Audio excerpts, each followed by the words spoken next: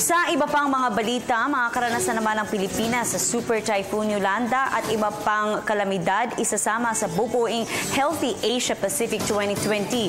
Magsisilbi namang gabay ang APEC roadmap sa pagkamit ng Sustainable Economic Development ng rehiyon sa kabila ng mga sakuna. Ang kabuuang detalye alamin natin mula sa si Ria Fernandez.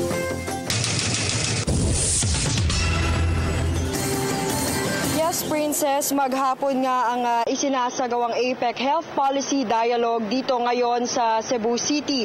Pangunahing agenda rito ang palitan ng delegates ng mga karanasan at best practices pagdating sa mga kalamidad at nangahawang sakit. Ang mga mapag-uusapan nga dito ay isasama doon sa roadmap na bubuin na tinatawag na Healthy Asia Pacific 2020. Halos 2 taon nang nakalilipas mula ng bayuhin ng silangang Visayas ng Yolanda, ang pinakamalakas na bagyong tumama sa lupa sa kasaysayan ng mundo.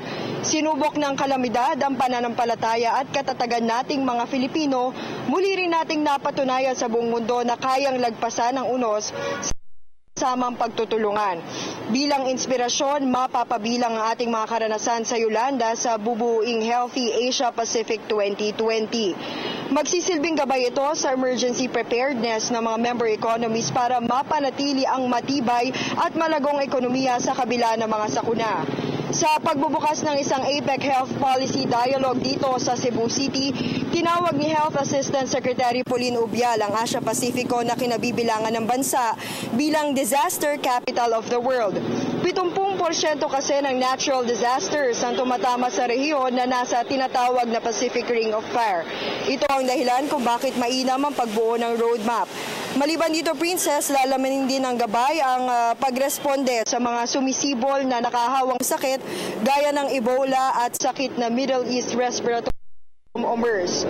Building Inclusive Economies, Building a Better World ang tema ng APEC 2015 at isa sa mga pilar nito ang pagtatatag ng sustainable at resilient na mga komunidad.